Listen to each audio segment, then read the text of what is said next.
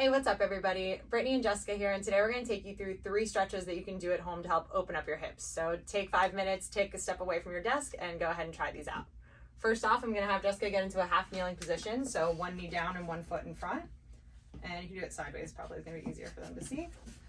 Perfect. And then from here, we're going to shift the weight forward just a little bit until she feels a stretch through that knee that's down on the floor. So do you feel a little stretch there? Yeah. Okay, perfect. And you notice that her posture is still pretty upright, so she's not compensating and arching her back backwards. And then even to make it a little bit more effective, we can squeeze that glute on the same side. So go ahead and squeeze here. Good, hold for about 5 seconds. And then relax and try 4 more just like that. So when we're squeezing the glutes, we're inhibiting those hip flexors in the front. So it's gonna force that muscle to open up and create a little more space in the hips. And then after you finish 5 on that side, let's go ahead and just show the other side so they can see that the different angle looks like.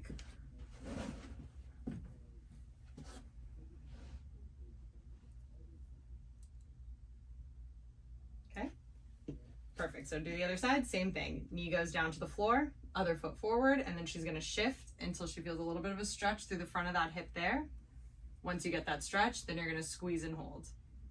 And depending on how tight your hips are, it's going to be a little bit harder for you to contract that glute muscle. So if you have a really overactive hip flexor that's causing a lot of tightness in the front of the hips, this is going to be a lot harder than it looks on Jessica. Just do your best. If you need to start out with just the stretch, then go ahead and just do that there. Make sure you also have something nice and cushioned underneath that knee. If you need a little more, you can take a towel or a pillow, or if you have a foam pad cushion, that works pretty well too. Good, what number are we on? 5. Okay, perfect. Then take it down. Now we can face the camera direction. You're going to stay on that left knee, straighten out your right leg. Good, and get the heel down, toes up for me. Perfect. Where do you feel that stretch? More on the inside. Okay, and then we're going to open up the inside of those thighs there by pushing your butt back towards your heels a little bit. Good, hold that there for about 5 seconds. And you should feel the stretch a little more intensely when you get in that position. And then you're going to come up, squeeze the glutes here.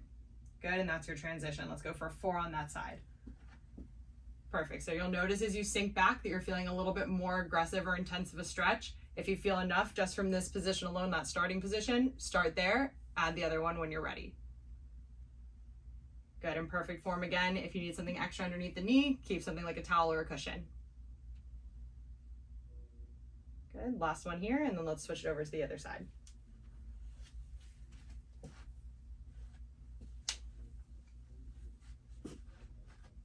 You might notice that one side is tighter or different than the other.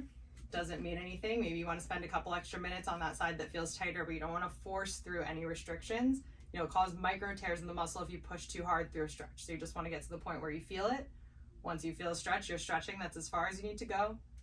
And then we're mobilizing right now. So we're not holding it like that 30 seconds to a minute. It's more dynamic. This is something to get you moving throughout the day. So you take a 3 to 5 minute rest break frequently throughout the day, get the hips moving. And then by your 5 o'clock end of the day kind of shift, you won't have that tightness in your hips.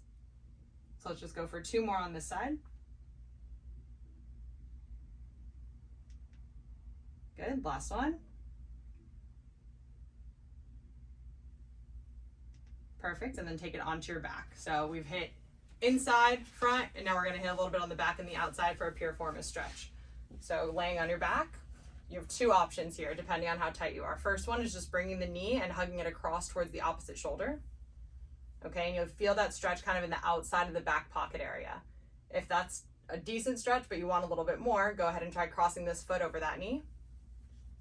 Good, and then you're gonna hug that same side thigh in towards your chest.